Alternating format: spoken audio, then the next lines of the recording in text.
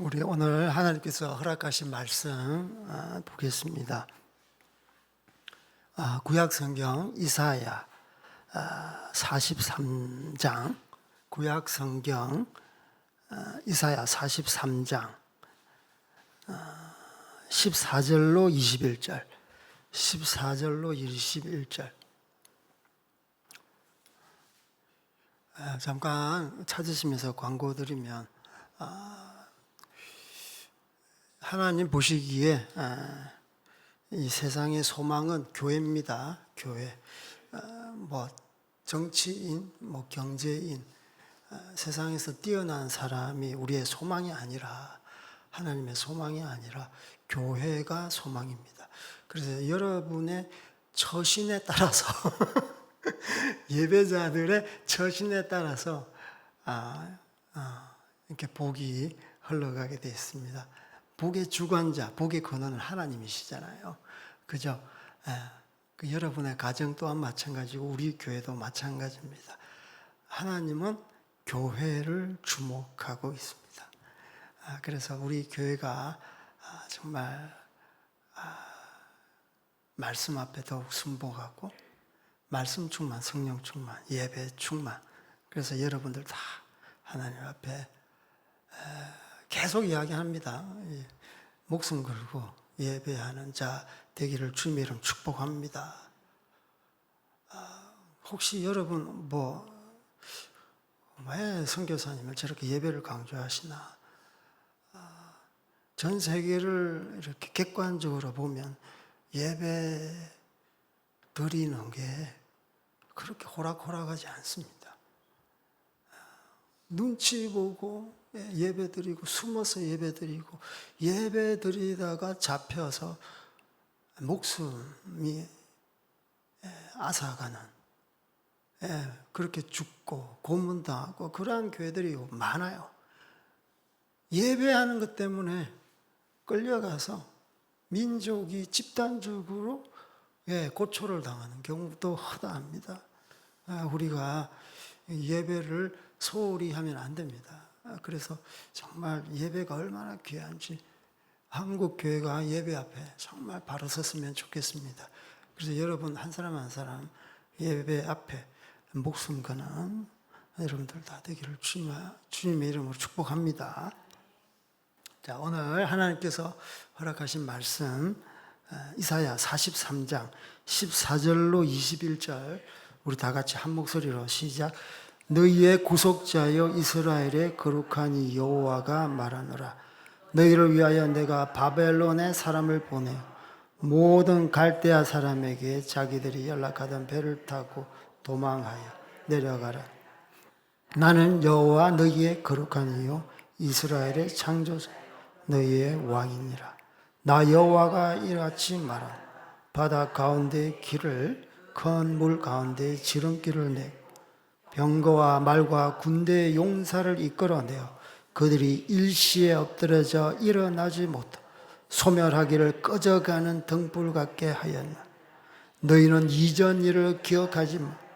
옛날 일을 생각하지 말라. 보라, 내가 새 일을 행하리니 이제 나타낼 것이야.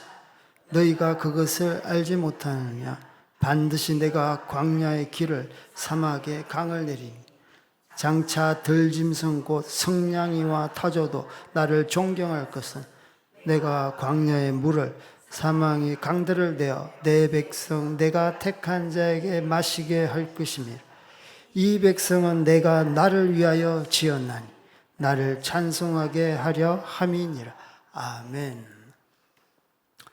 오늘 설교 제목은 보라, 내가 새 일을 행하리라. 보라, 내가 새 일을 행하리라 라는 제목으로 함께 주님의 은혜를 나누겠습니다. 하나님은 그 이스라엘 백성의 유일한 구원자입니다. 그래서 하나님은 나의 백성, 내가 구원하겠다라는 아주 강한 의지를 나타내는 말씀이 있습니다. 그래서 읽지는 않았지만 그 앞 구절에 보면 하나님의 유일한 구원자에 대해서 말씀하고 있습니다. 11절에 나 곧 나의 여호와라 나 외에 구원자가 없느니라. 13절에 보면 과연 태초로부터 나는 그이니 내 손에서 건질 자가 없도다. 내가 행하리니 누가 막으리요. 내 백성은 내가 건진다. 내가 지킨다. 내가 보호한다. 내가 구원한다. 하나님의 강력한 의지를 나타내는 것이죠. 그래서 이스라엘 백성에게 있어서 하나님은 절대적인 그리고 유일하신 구원자입니다. 그래서 오늘 본문의 14절부터 17절까지 이 전반부는 하나님과 이스라엘 백성과의 관계성에 대해서 말씀하고 있습니다. 어떤 관계인지. 그래서 여러 가지 단어로 말로 하나님과 이스라엘 백성의 관계성에 대해서 말씀하는데 구속자, 그리고 거룩한 이, 창조자, 왕. 14절에 너희의 구속자요 이스라엘의 거룩한 이 여호와가 말한다. 15절에 너희의 거룩한 이요 이스라엘의 창조자요 너희의 왕이니라. 20절에 내 백성 내가 택한 자, 관계성에 대해서 좀 말을 해요. 관계성이 없으면 네가 누군데 내가 너를 건져내 구출해내 보호해. 관계성이 없으면 안 되죠. 그래서 구속자라는 말은 우리는 하나님으로부터 구속받은 자, 하나님께서 거룩한이면 우리는 거룩하지 못한 죄인이라는 것이죠. 하나님이 창조자면 우리는 창조된 피조물이라는 것이에요. 하나님의 백성. 하나님께서 왕이시면 우리는 그의 백성이라는 그러한 관계성을 갖고 있습니다. 그래서 하나님은 자기의 백성, 친백성, 자기 자신이 택한 백성을 이렇게 구출하겠다. 그래서 49절 이사야 선지자는 아주 그 문학적이면서도 설득력 있게 그 왕의 전속 선지자로서 아주 문학적으로 잘 이렇게 기록하고 있습니다. 49장 15절에 보면 49장 15절 다 같이 여인이 어찌 젖 먹는 자식을 잊겠으며 자기 태에서 난 이들을 긍휼히 여기지 않겠느냐. 그들은 혹시 잊을지라도 나는 너를 잊지 아니할 것이라. 아멘. 이 엄마가 그 자식을 낳으면 이 젖 먹는 자식을 어떻게 잊겠느냐. 어떻게 내 태에서 난 아들을 불쌍히 여기고 긍휼히 여기지 않겠느냐. 그 인간의 그 지고지순한 엄마와 자녀와의 관계성에 대해서 말씀하시면서 그들이 혹시 그것에 대해서 망각할지라도 나는 잊지 않는다. 너 육신의 부모는 혹 상황에 따라서 시대에 따라서 혹 그리 아니하실지라도 나는 변함이 없다. 나는 너희들 끝까지 챙기고 보호하고 먹이고 입히고 부모된 도리 다 하겠다. 하나님의 그러한 강력한 사랑을 말하는 것이죠. 지금 세태가 그렇지 않습니까? 부모가 부모 같아야지. 그러니까 자녀들이 괴물이 되잖아. 하나님은 끝까지 너희들을 눈동자같이 보호하고 어려울 때 보호하고 구출하고 사랑하고 먹이고 입히고 어쨌든 너의 모든 필요를 공급하겠다라는 거 아니겠습니까? 그래서 하나님과 우리와의 관계는 육신의 부모보다 성하다는 거예요. 그래서 유일하신 구원자 되신 하나님 앞에서 우리가 어떤 자세로 나아가야 될까? 이제 그 뒤에 말씀하고 있습니다. 18절에 우리 읽었지만 다 같이 너희는 이전 일을 기억하지 말며 옛날 일을 생각하지 말라라고 말씀하고 있습니다.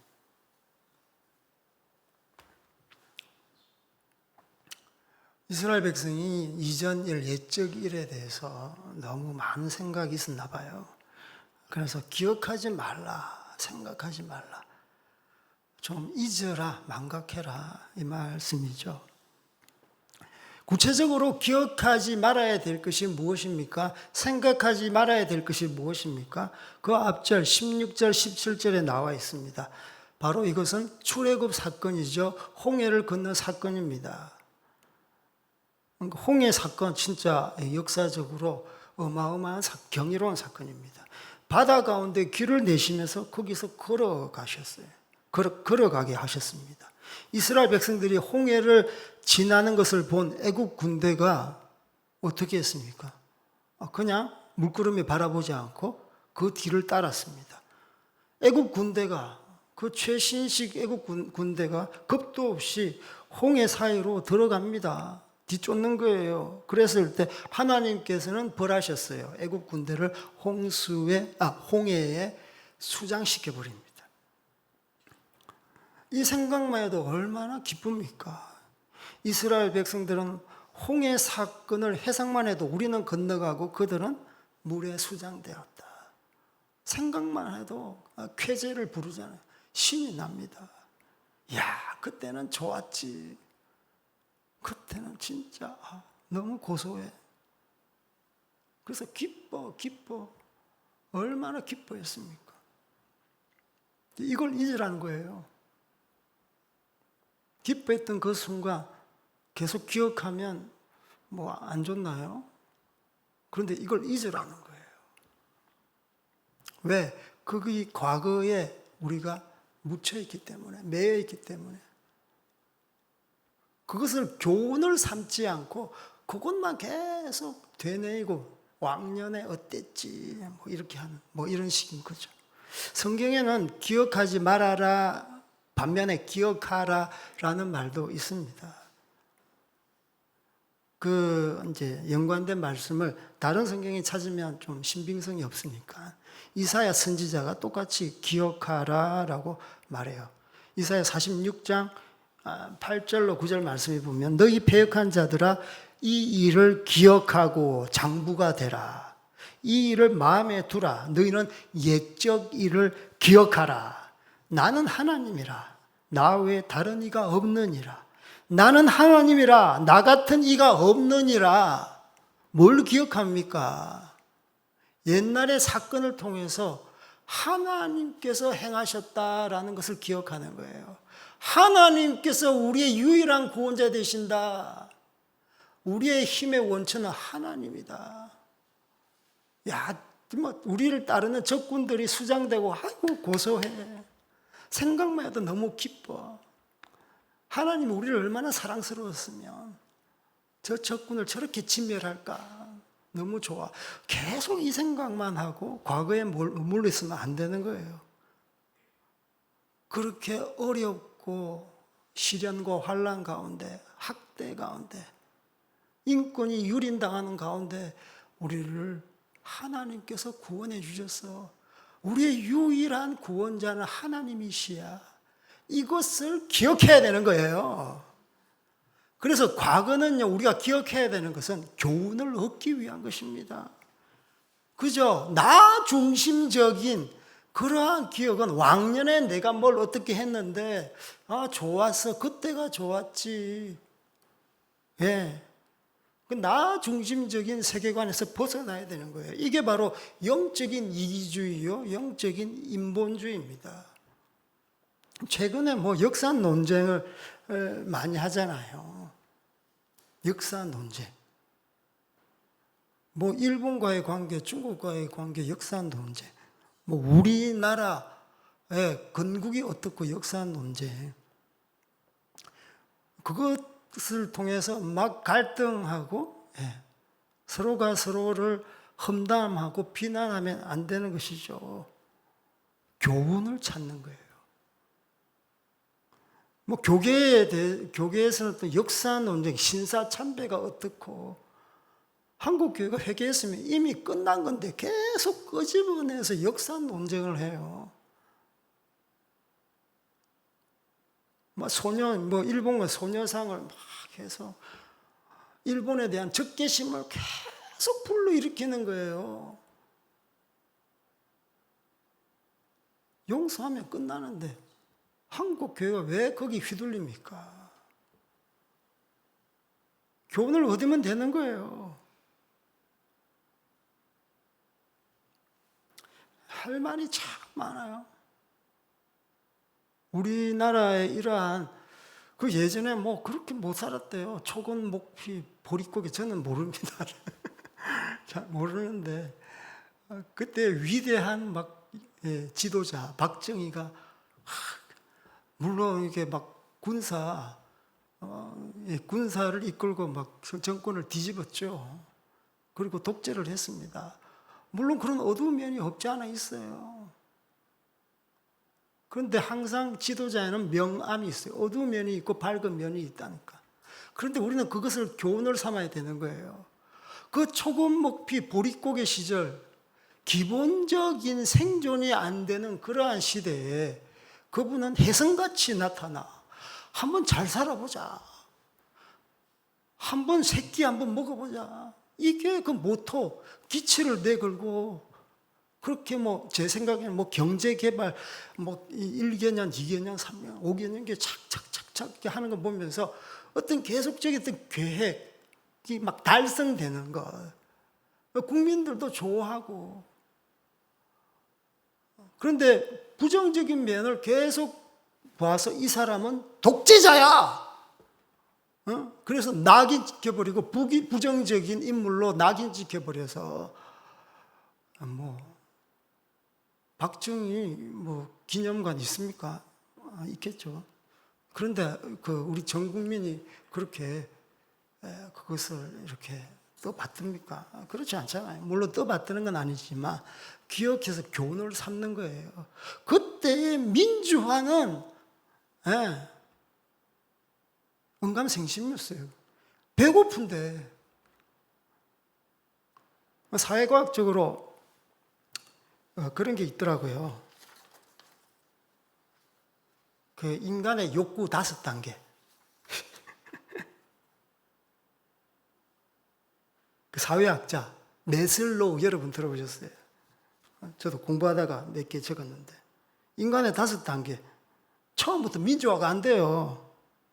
맨 밑바닥은 뭐 생리적인 욕구, 그 다음에 안전의 욕구, 그 다음에 사회적인 욕구, 그 다음에 4번째는 존경의 욕구, 맨 끝에는 자아실현의 욕구. 그래서 착착착착 진행되는 거예요. 첫 번째부터 세 번째, 생리적부터 사회적까지는 뭐 결핍의 욕구래요. 결핍이 있으면 결핍이 채워져야 돼. 그 다음에 존경과 자아실현은 성장의 욕구. 이때부터 뭐 민주화 이야기하는 거예요. 밥 먹지도 못하는데 그때 민주는 밥 먹여주는 거라니까. 그죠? 새끼도 못 먹는데. 그래서 세계적인 민주주의 학자, 연구학자도 박정희를 어마어마한 영웅으로 떠받들고 있어요. 그러나 정작 이 나라에서는 찬밥 심세죠. 독재자로 낙인 찍으면서. 제가 독재자에 대해서 그걸 갖다가 뭐 이렇게 접어두는 건 아닙니다. 그러나 한 인물을 보더라도 객관적으로 보고 우리가 그것에 대해서 교훈을 찾는 거죠. 이스라엘 백성 또한 마찬가지예요. 교훈을 못 찾고 예전에 우리는 참 잘 나갔지. 야, 통쾌했지, 상쾌했지, 유쾌했지. 그 애국 그 병사들이 그 몰살될 때 그때 너무 짜릿했어. 그것만 계속 이야기하면 안 되잖아요. 그래서 기억해야 될 것, 기억하지 말아야 될 것, 우리가 알아야 되는 겁니다.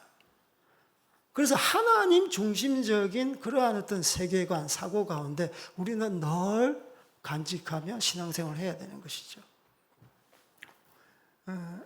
인터넷에 제가 쭉 과거 지향적인 사람은 어떤 특성이 있나 한번 찾아봤어요. 시간이 아주 많이 지나갔네. 제 설교하면 한 2시간 정도, 1시간 반 정도 하는데, 많이 빨리 하려니까 힘드네요.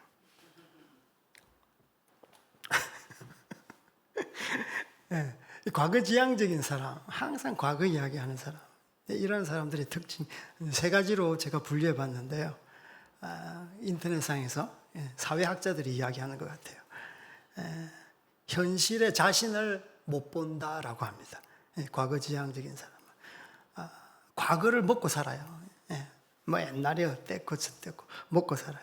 과거지향적으로 산다는 것은 위험을 회피해요. 안정을 추구하는 삶입니다. 현재보다 좋았던 과거를 계속 회상하면서 자기를 위로합니다. 빛난 과거, 자기의 그 잘 나갔던 그러한 인생으로 인해서 현재의 그러한 어떤 자기의 흐트러진 실패, 자기의 그런 형편을 객관적으로 바라보지 못하는 겁니다. 이게 맞는 것 같아요. 아무리 생각해봐도. 과거를 먹고 사는 사람. 붕 떠 있잖아, 붕 떠. 2번째로는요, 과거 지향하는 사람은요, 현실에서 무능력할 수밖에 없어요. 현실에서 무능력한. 그러니까 루저로 지내는 거죠. 과거지향적인 사람의 무능력한 이유는요, 과거에서 교훈을 찾지 않습니다. 조금 전에 이야기했죠. 과거에서 배우지 않는 거예요. 과거에서 배우지. 현실은 끊임없이 역동적으로 변화하는데 늘 과거에 머물러 있어요. 정지되어 있는 그 과거가 자기라고 착각하고 있는 거예요. 그래서 현실의 문제 앞에 제대로 된 해결책, 해답을 찾기 어렵죠. 왜? 계속 과거에서 찾기 때문에. 그래서 이러한 자들은요, 개인의 차원에서 이러한 자들은 서서히 늙은이, 요즘 말로 꼰대, 전락할 수밖에 없어요. 그래서 아까도 말했던 것처럼 6.25 전쟁, 일제 식민 치하, 우리의 역사를 통해서, 근현대사를 통해서 교훈을 찾으면 되는 거예요. 그것 때문에 막 일본에 대한 적개심, 중국에 대한 적개심, 반드시 때려 눕혀야 돼. 이런 거 안 돼요. 하나님의 사람인데, 여러분 성령 받은 사람이면 그러면 안 되잖아요. 중국 사람도 일본 사람도 하나님 형상으로 지원받은 사람이에요. 거기도 교회가 있어요. 그런데 여러분, 일본 놈 죽여야 돼. 중국 저 떼놈들. 이렇게 하면 안 된다고. 어떤 교훈입니까? 우리나라가 어려울 때 열강에 지배를 당했잖아. 그러면 어떻게? 힘을 길러야 되겠구나. 힘을 길러야 되겠구나. 평화를 원하느냐? 전쟁을 준비하라. 우리가 자강해야지. 자강해야지. 그래서 미국이 도와줘도, 유엔이 도와줘도 우리가 강해야만이 적들이 호신탐탐 엿보지 않는 겁니다. 그래서 교훈을 얻는 거예요. 교훈을 얻는 거예요. 성경도 구약성경 왜 읽습니까? 우리가 교훈을 얻는 거예요. 교훈. 여기서 핵심 포인트가 뭔가? 하나님께서 우리에게 가르치고자 하는 그것이 무엇인가? 3번째로는요, 과거지향적인 사람들의 공통된 특징은요, 꿈이 없다는 점이에요. 꿈이 없어, 꿈이 없어. 과거 계속 이야기하니까 꿈이 없어. 대화 중에 물어보지도 않았는데, 과거 이야기만 계속 이야기해. 내 학창 시절은 나 연애 도사였어. 나 잘 나갔다는 거예요. 나 군대 시절에 축구 도사였어. 지금 축구 못하잖아. 대학생 때 나 공부 잘했어. 인기 많았어. 대학생 때 어떤 우리 대학생 핸드폰이 없을 때인데 핸드폰을 갖고 있더라고. 와, 진짜 잘 나갔어요. 핸드폰이 그때 완전히 군대 무전기처럼. 근데 보란 듯이 가지고 다니는 거야. 나 그때 핸드폰 있었어. 하여튼 옛날 자랑을 묻지도 않았는데 알고 싶도 않은데 계속 이야기를 해. 왜? 과거에 사는 거예요. 예. 그래서 꿈이 없는 백성은 망한다고 성경에 말씀하고 있어요. 잠언 30장 18절에 보면 묵시가 없으면 그 백성이 방자하거니와 묵시가 없으면 그 백성이 방자히 행한다라고 말씀하고 있어요. 묵시가 뭐예요? 이게 바로 꿈, 비전입니다. 그런데 나의 꿈이 아니라 하나님의 비전, 하나님의 꿈인 거죠.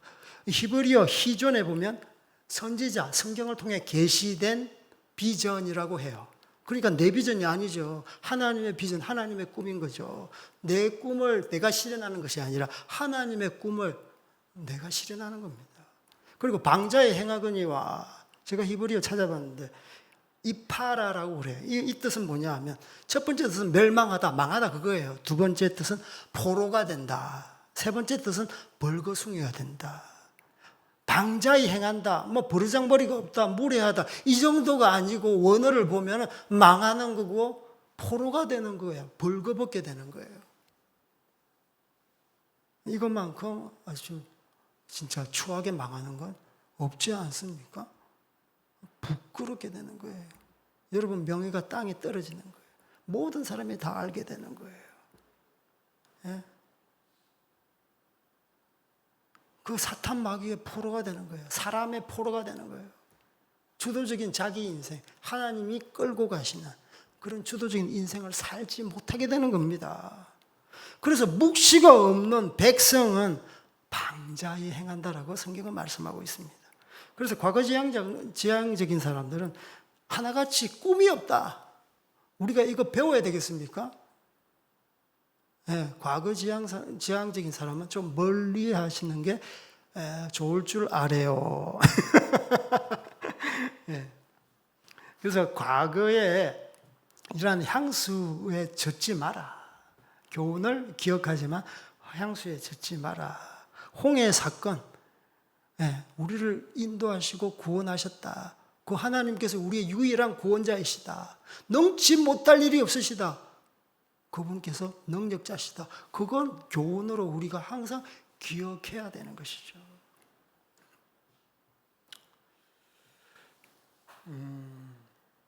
그래서 우리나라 격언에도 흘러간 물은 물레방아를 돌릴 수 없다. 아주 뭐 진리의 말씀. 우리나라에 이런 말씀이 있는 건 난 몰랐어요. 생각만 해도 그렇고. 흘러간 물은 아무리 물이 많고 물이 세차고 힘이 있어도 물레방아를 못 돌려요. 이미 지나갔기 때문에. 앞으로 오는 미래, 그 물결이 바로 물레방아를, 우리 인생의 물레방아를 돌리는 거예요. 그래서 예수님께서 이렇게 말씀하셨어요. 누가복음 9장 62절에 보면 예수께서 이르시되 손에 쟁기를 잡고 뒤를 돌아보는 자는 하나님 나라 합당하지 아니하다라고 말씀하고 있습니다.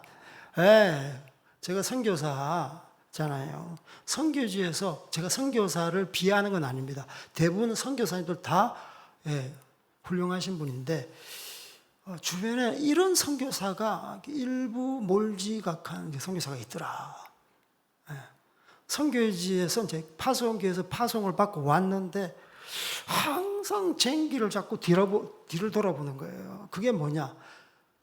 현지 영혼 사역, 교회 개척 이러한 것에 매진하고 집중해야 되는데 항상 한국 교회 나 불러주는 교회 없나? 막 원서 써서 부목사 지원하고 막 그러더라고. 여차하면 선교지를 떠난다. 한국에서 밀려서 울며 계좌 맞기로 선교지에 왔다 이거예요. 이것처럼 불쌍한 인생 속으로 좀 화가 나더라고요. 하나님은 저런 자를 어떻게 보실까? 바로 쟁기를 잡고 뒤를 돌아보는 자예요.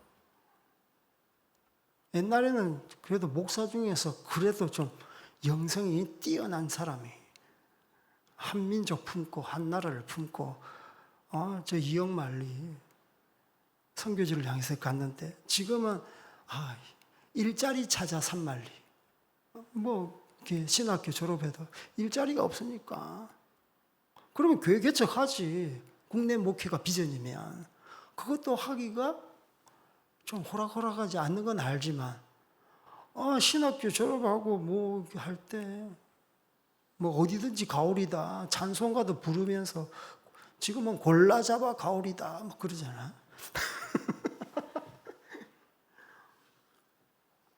목사도 세속화됐다. 사역자도 세속화됐다. 이거 하나님께서 그냥 보시지 않겠다. 내 생각이 드는 거예요. 그래서 선교지 왔어도 이런 생각에 아주 갇혀 있는 선교사님들 보면은 참 이 말씀이 생각나는 거예요. 이 쟁기를 잡고 앞에 계속 땅을 파고 이거 농사를 지어야 되는데 딴 데 보고 있으면 농사가 제대로 되겠습니까?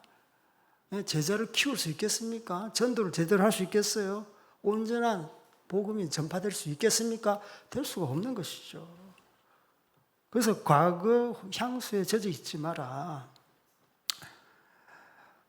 그리고 과거의 한 일에 대해서 잊어버려라. 과거의 성공. 빌립보서 3장 13절 14절에 보면 형제들아 나는 아직 내가 잡은 줄로 여기지 아니하니 오직 한 일적 뒤에 있는 것을 잊어버리고 앞에 있는 것을 잡으려고 표대를 향하여 그리스도 예수 안에서 하나님이 위에서 부르신 부름의 상을 위하여 달려가노라. 아멘.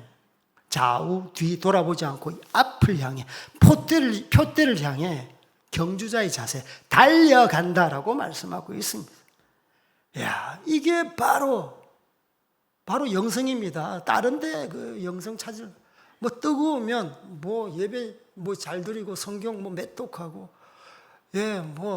금식하고, 물론 그것도 맞지만, 더 중요한 것은 하나님께서 우리에게 주신 어떤 비전을 붙들고, 그것을 성취하기 위해서 앞을 향해 표대를 향해 달려가는 것입니다. 사도 바울이 그렇게 사역을 했지 않습니까? 어떤 분이 그러시더라고요. 어제 제가 운동을 좀 했거든요. 공을 찼습니다. 그 땡볕에. 근데 다 어르신 분이에요. 60대, 70대가 좀 있습니다. 70대 그 할아버지 되신 분이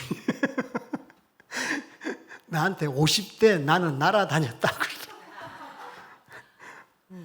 조류신가 봐요. 제가 조류세요? 조류. 그런 이야기는 안 했고 네 그렇습니까? 그랬는데 어쨌든 날아다녔나 봐요.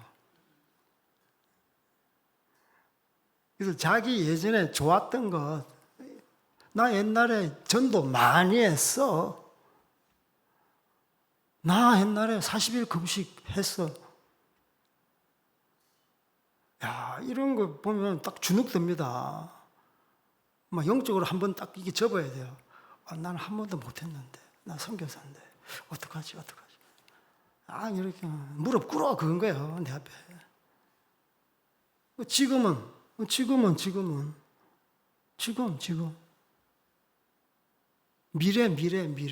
미래가 없어요.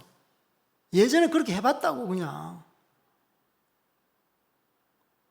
유대적인 그런 세계관은 현재는 없습니다. 과거와 미래. 지금도 시간이 지나가고 있잖아요. 현재라고 하면 또 지나가 버렸어. 그래서 과거, 미래밖에 없어요. 그래서 지금 미래 나이 드니까 아무 생각이 없어요, 그냥. 어제 제가 축구만 하는 건 아닙니다. 전도도 합니다. 전도했더니 주일학기 때 몇 번 나가봤어요. 그래서 예수님 믿으라 그 말은 안 했어요. 일단 신본주의 사고, 물질적인 그러한 관념 가운데 있기 때문에 하나님 신이 계시다, 살아계신 하나님이 계시다. 지금 하나님 살아계십니다. 지금 하나님 보이지 않아도 살아계십니다. 예배드리러 오세요. 또 우리 축구 감독 사모님 같이 식사했는데 교회 오세요. 예배드리러 오세요. 우리 남편이 가면 물론 운동도 저는 좋지만 그냥 그 세상 사람들 속에 들어가는 거예요. 이 목사 선교사가 교인들하고 계속 놀다 보니까 세상 물정 모를 수 있어. 근데 저는 들어가는 거예요. 왜? 그 영향력을 끼쳐야 되니까. 만나면 전도할 기회를 주님께서 주시니까. 그래서 이전의 일들에 대해서 자꾸만 우리가 잊지 못하고 그것을 묵상하고 되뇌이면 거기에 빠질 수밖에 없고 젖어들 수밖에 없어요. 그리고 항상 과거에 갇혀 있는 사람들은 용서받은 죄에 대한 항상 의욕이 생깁니다. 어떤 때는 용서받은 것 같고 어떤 때는 아닌 것 같고, 신앙 믿음이 왔다 갔다 지난날의 실수와 실패와 아픔을, 상처를 계속 묵상하니까 자기 감정에 따라서 흔들리는 거예요. 성경 말씀에 있잖아. 예수 믿으면 구원받는데, 회개하고 주님 앞에 들어오면 구원받는데, 말씀이 보증하시는데 네 감정이 보증하냐? 아닌 것 같고 긴 것 같고, 좀 이렇게 감동적인 설교 들으면 긴 것 같고, 집에 가면 아닌 것 같고.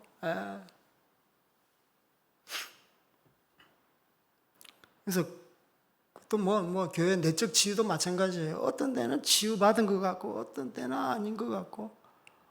너무 그 내적 치유 한 번 정도 받으면 괜찮은데 거기에 중독되면 안 돼요.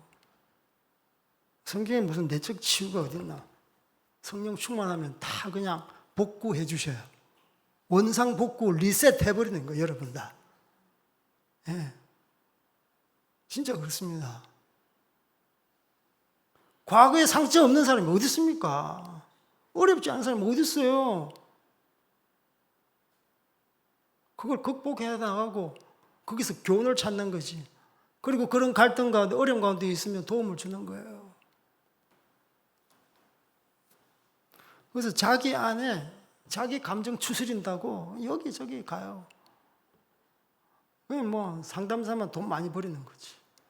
예, 심리학자, 상담사, 정신과 의사한테만 돈 갖다 주는 거예요. 그 자기 감정 추스리는 거라니까. 옛날에 시인과 촌장 CCM 가수가 이런 찬양하더라고. 내 안에 내가 너무 많아. 하나님이 쉴 곳이 없다. 자기 중심적인 세계관에 꽉 차 있으니까. 내 감정이 좋으면 그냥 좋게 사랑스럽게 보이는 거예요. 그렇지 않으면 항상 갈등의 그 근원이 되는 게 바로 그러한 사람들입니다. 내 사랑받고 싶으면 자기 사랑. 내한테 다. 이기주의지. 이기주의. 그래서 이러한 그 과거의 이러한 것들에 대해서 매여 있으면 안 됩니다. 그러면 패배의식에 갇히는 것이죠. 히브리서 12장 1절 2절에 이러므로 우리가 구름같이 둘러싼 허다한 정인들이 있으니 모든 무거운 것과 얽매이기 쉬운 죄를 벗어버리고 인내로서 우리 앞에 당한 경주를 하며 믿음의 주여 또 온전하게 하시는 이인 예수를 바라보자. 예수님을 바라보고 이제 앞을 향해 나아가는 것입니다. 절대 자기를 바라보면 안 돼요. 사람을 바라보면 안 되고 시대를 바라보면 안 됩니다. 하나님 바라보고 예수님 바라보고 앞을 향해 경주하십시오. 역으로 보면 경주하지 않으면 여러분 사탄에 미혹되는 거예요.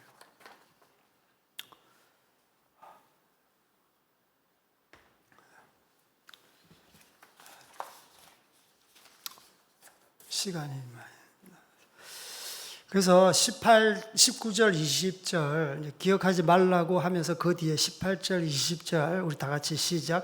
보라 내가 새 일을 행하리니 이제 나타낼 것이 너희가 그것을 알지 못하겠느냐. 반드시 내가 광야의 길을 사막의 강을 내리니 장차 들짐승 곧 성냥이와 타조도 나를 존경할 것은 내가 광야의 물을 사막의 강들을 내가 내 백성 내가 택한 자에게 마시게 할 것임이라. 아멘. 내가 새 일을 행하겠다라고 말씀하고 있습니다. 아멘. 하나님 여러분께서 새 일을 행하십니다. 여러분을 통해서 하나님은 놀라운 일을 행하시는 거예요. 아까도 말했던 것처럼 하나님은 교회를 주목하고 있습니다. 예배자를 주목하고 있습니다. 왜? 교회를 통해 예배자를 통해 새 일을 행하기를 원하시니까. 하나님 좋아하지 않은데 그 사람 가지고 하나님은 동역 못해요. 마음이 안 맞아서, 생각이 안 맞아서. 그래서 하나님하고 생각이 맞는 사람하고 일하고 싶어요. 여러분 또한 마찬가지지 않습니까? 그래요. 요즘 이렇게만 결이 안 맞아서 저 사람 내하고 결이 안 맞아. 생각이 안 맞다는 거예요. 하나님도 그런 거예요. 그래서 예배자가 하나님께서 왜 찾으십니까? 생각 좀 맞추려고. 예. 하나님 좋아하는 거 여러분 좋아하시고, 하나님 싫어하는 거 여러분 극도로 싫어하셔야 돼요.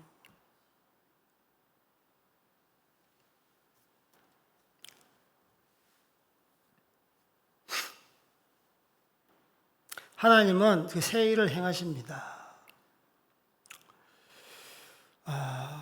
그 앞에서 옛날 일을 잊어버리라고 했는데, 그 이유가 뭐냐 하면, 제가 쭉 생각해 봤는데, 하나님께서 새 일을 행하신다는 그 말, 그 표현 안에 하나님께서 여러분을 위해서 앞으로 더 큰 일을 행하시겠다라는 뜻입니다. 아멘. 아까 잊어버려야 되는 것은 출애굽 사건이에요. 지금 이 이스라엘 백성의 상태는 바벨론의 제국에 의해서 속박되어 있어요. 그때는 애굽 제국에 의해서 속박되어 있어요. 그래서 홍해 사건을 통해서 구원시켰죠. 지금 상황은 바벨론 포로, 바벨론 제국에 의해서 속박당하고 있어요. 새 일을 행하겠다. 이 말은 이사야 시대에 기록한 하여튼 독자는 바로 이러한 상황이 있는 거예요. 바벨론의 그 강점기죠. 바벨론에 의해서 그들은 고생하고 있어. 제대로 예배 드릴 수도 없어. 예, 인권, 착취, 노동력 착취, 이런 게 되는 거예요. 사람 죽이버리고. 여기서 구원할 자 오직 하나님인 것. 이것에 대해서 말씀하고 있는 거예요. 여기서 말하는 새 일. 그러나 크게 구속사적인 관점에서 과거에는 애굽에서 하나님께서 우리를 구원하셨다. 현재 가까운 미래라고 그랬죠. 가까운 미래는 지금 상황, 바벨론에서 우리를 구원하실 것이다. 아멘. 그래서 앞으로 더 큰 미래, 구원의 완결판에 대해서 말씀하시고 있는 거예요. 이게 바로 구속사적인 세계관. 예수님께서 여러분을 구원하신다는 거예요. 예수님께서 완전한 구원, 일시적인 구원이 아니야. 이제는 구원의 완결판이. 예수님께서 십자가에 달려 돌아가심으로, 여러분의 죄 때문에 무고히 돌아가심으로 3일 동안 무덤에 계시잖아요. 그때 사망 권세를 다 때려 부시고 정복하고 이기시고 부활하셨어요. 그래서 예수님께서 구원의 완결판인 거예요. 그래서 구속사적인 관점에서 우리가 이해를 할 수 있습니다. 왜? 하나님은 능력이 많으신 분입니다. 19절 하반절에 보면 반드시 내가 광야의 길을 사막에 강을 내리다. 반드시 내가 너를 축복하리라. 이런 찬양 있잖아요. 자기의 그 강한 의지를 이렇게 피력하는 것이죠. 또 오늘 9절에 보면 하나님이 자기를 표현할 때 나는 나 여호와가 이렇게 하겠다. 얼마나 자신만만, 자신 있으면 이렇게 말할 거예요. 여러분 그렇게 말할 수 있겠습니까? 아무리 능력이 있어도. 우리 하나님은 그런 분이에요. 왜? 능력자이시기 때문에. 여러분 세상 종교 보십시오. 세상 신들 보십시오. 구원하겠다. 내가 반드시 너희를 지키겠다, 보호하겠다. 그런 신 없습니다. 내한테 굴종해라, 복종해라. 그러면 이렇게 피해가게 해주겠다. 이슬람 신, 불교 신 능력이 없어요. 사랑, 자비, 평화 힘이 없으니까. 솔직히 말해 힘이 없어요. 평화를 지키려면 힘이 있어야 되고, 자비, 사랑하려면 능력이 있어야 되는 거예요. 그냥 우리 감정, 우리 생각 그냥 추스리는 거죠. 종교예요, 종교. 그러니까 이방신들은. 우리는 신앙이잖아요, 신앙. 살아있는 하나님께서 우리와 함께 하시고 그분은 능력자이십니다. 다른 신 없다. 내가 진정한 참신이다. 나 외에는 너희를 구원할 자가 없다라고 성경은 말씀하고 있습니다. 하나님께서 능력이 있으신 분이기 때문에 이렇게 당당하게 말씀하시는 거예요. 그리고 옛적 일을 기억하지 말라 두 번째 이유는요, 하나님께서 미래지향적이신 분이기 때문에 그렇습니다. 내가 새 일을 행하겠다. 미래지향적이에요. 아까도 말했던 것처럼 생각이 같아야 돼요. 하나님과 뜻이 같아야 된다고. 그래서 과거지향적인 사고에서 벗어나 미래지향적인 사고를 하라. 아까 우리 히브리서 말씀드렸던 것처럼 그 옛날 허물, 죄 다 얽매였던 거 벗어버리고, 고정관념 벗어버리고, 옛날에 우리가 좀 잘 나갔지? 그런 성공담 다 벗어버리고 인내하라. 그리고 우리 앞에 당한 경주를 경주해라. 예수님 바라보고 경주하라 라고 말씀하고 있습니다. 이스라엘 이 사람들은 좀 문자적으로 이것을 해석하는 경우가 있어요. 길을 내고 강을 내고 제가 문자적으로 해석해도 해석하면 안 된다 그게 아니고 우리는 양쪽에 다 열려 있어야 된다고 생각합니다. 그래서 이스라엘 유대인들은 좀 문자적으로 해석하는 경향이 있어요. 그래서 고정관념에 매이지 않고 항상 이스라엘 사람들은 좀 도전적이에요. 지난날의 사고방식을 벗어나서 앞을 향해 전진하는 그러한 좀 우리나라 사람들하고 비슷한 기질을 갖고 있어요. 그래서 굉장히 여러 나라 중에서 창업 열풍이 강한 나라, 유니콘 기업이 가장 많이 이렇게 탄생하는 나라가 이스라엘이에요. 이스라엘은 불모지의 땅이죠. 사막, 사실 이스라엘 가보면 알다시피, 저는 안 가봤습니다.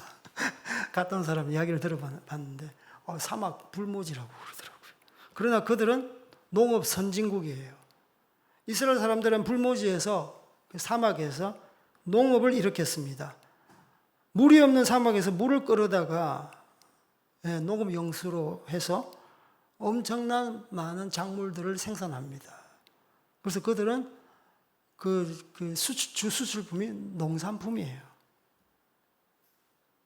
그래서 세계적인 농업 국가 하면 이스라엘. 대단하죠. 사막인데, 불모지인데. 우리나라도 대단해요.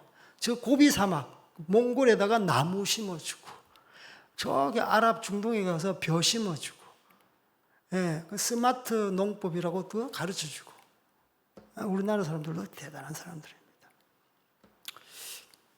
그래서 우리가 좀 고정관념에서 벗어나 자기 자신에서 벗어나 예수님을 바라볼 때 이러한 미래지향적인 사고 가운데 우리가 전진할 수 있습니다.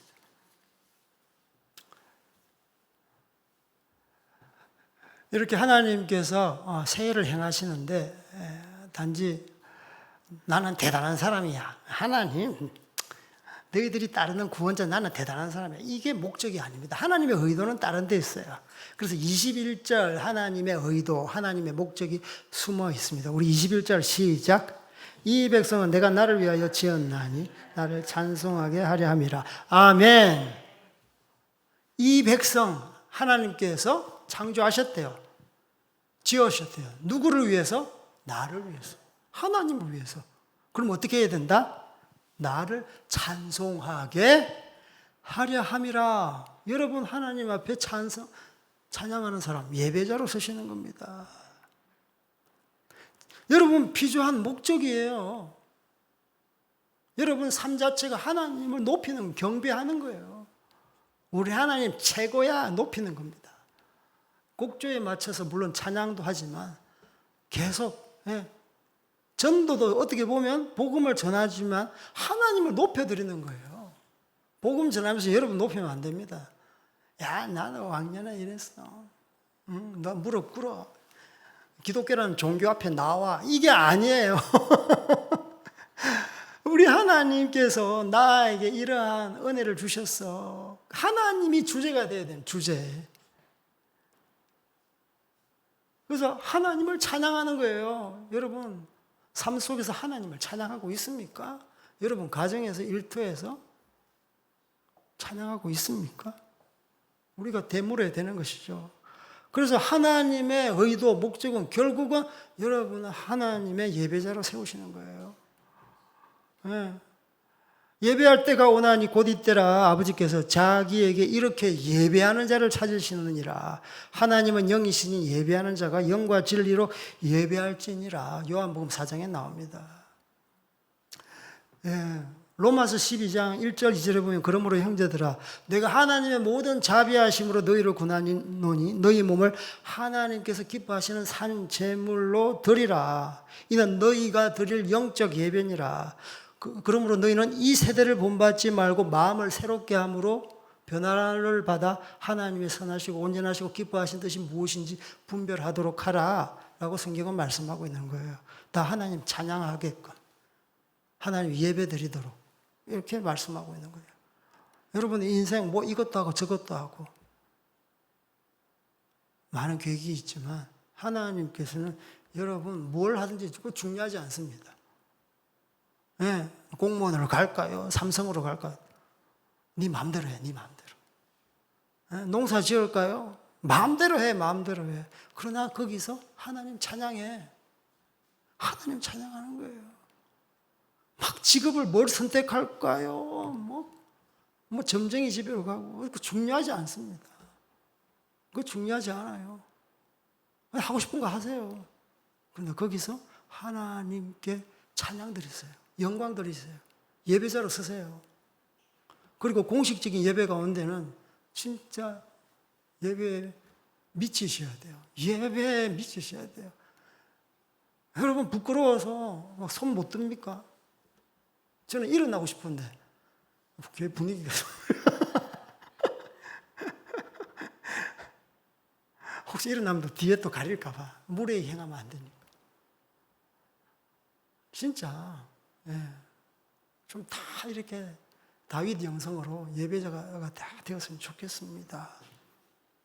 우리 맺겠습니다. 첫 구절에 하나님은 우리와의 관계성에 대해서 말씀하고 있습니다. 우리는 하나님의 자녀고 하나님은 우리의 아버지 되십니다. 육신의 아버지와 같지 않습니다. 우리를 끝까지 보호하시고 지키시고 공급해 주시고 구원해 주시는 분이십니다. 그러면 우리의 신앙인의 자세는 무엇입니까? 어떤 것입니까? 이전 일을 잊어버리는 거예요. 과거에 집착하지 말고요. 과거의 황소에 젖지 마시고 고정관념에 매이지 마시고 무거운 상처나 죄, 허물, 자기의 감정 상태에 매몰되지 마시고 하나님의 뜻하심을 바라보세요. 이게 바로 성경적인 세계관입니다. 미래지향적인 세계관. 새 일을 행하시는 하나님과 함께 하십시오. 도전하십시오. 개척하십시오. 장애가 있습니까? 돌파하십시오. 뛰어넘으십시오. 하나님께서 우리 가운데 놀랍고 출애굽보다 출바벨론보다 더 큰 놀라운 일을 여러분을 통해서 행하실 것입니다. 주님만이 우리의 참 소망 되십니다. 그 소망 붙들고 앞을 향해 나아가십시오. 여러분은 하나님의 자녀입니다. 하나님의 자녀? 키는 예배자가 되는 겁니다. 교회 본본 예배자 양성소예요. 말씀 왜 듣습니까? 우리가 정말 하나님과 뜻을 합하기 위해서 하는 것 아니겠습니까? 그래서 하나님 자녀에게 원하시는 궁극적인 목적은 주님만 사랑하고 주님만 경배하고 주님만 찬송하는 예배자로 서는 겁니다. 여러분 다 예배자로 서시길 주님의 이름으로 축복합니다. 우리 찬양 하나 부르겠습니다. 나는 예배자입니다. 부르시면서 말씀도 생각하시면서 주님을 높였으면 좋겠습니다.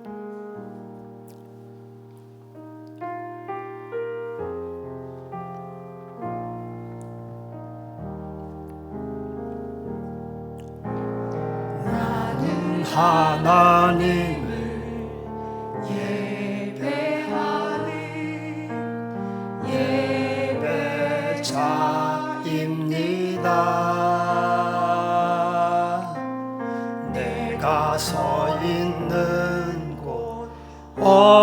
어디서나 하나님을 예배합니다. 내 영혼 거룩한 은혜를 향하여 내 마음 완전한 하나님 향하여 이곳에서 바로 이 시간 하나님을 예배합니다. 내 영원 거룩한 은혜를 향하여 내 영혼 거룩한 은혜를 향하여 내 마음 완전한 하나님 향하여 이곳에서 바로 이 시간 하나님을 예배하 이곳에서 바로 이 시간 이곳에서 바로 이 시간 하나님을 예배합니다.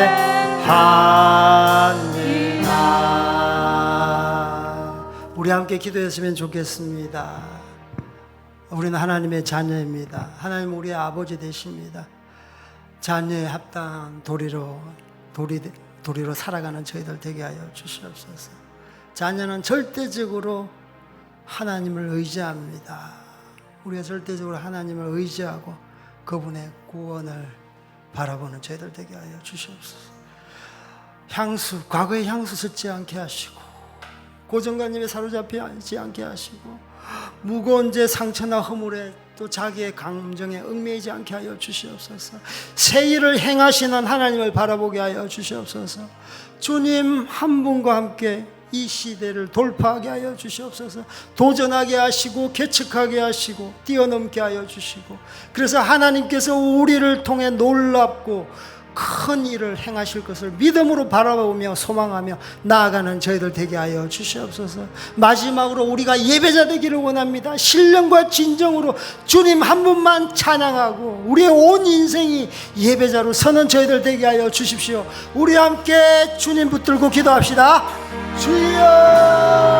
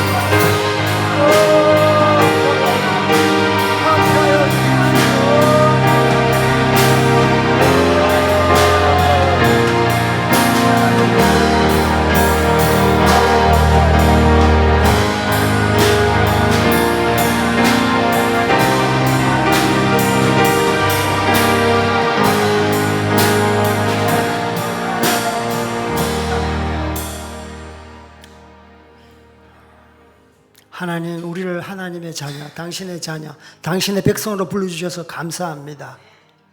육신의 부모보다 성하신 하나님을 사랑합니다. 끝까지 책임지시고 보호하시고 공급해 주시고 우리의 상한 마음 다 당신께서 아시고 위로하시고 눈물을 닦아주시는 주님, 당신이 우리의 참 구원자 되십니다. 다른 구원자는 없습니다. 과거의 향수, 과거의 성공담에 젖어 있지 않게 하소서. 고정관념에 매몰되지 않게 하소서. 무거운 죄, 상처나 허물과 자기의 그 감정, 우울감에 얽매이지 않게 하소서. 주님만 바라보고 경주하는 저희들 되게 하여 주시옵소서. 아버지, 예배자를 통해, 저희를 통해 새 일을 행하시는 하나님을 찬양합니다.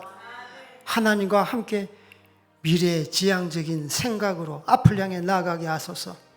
막혔습니까? 도전하게 하소서. 막혔습니까? 뛰어넘게 하소서. 막혔습니까? 돌파하게 하소서.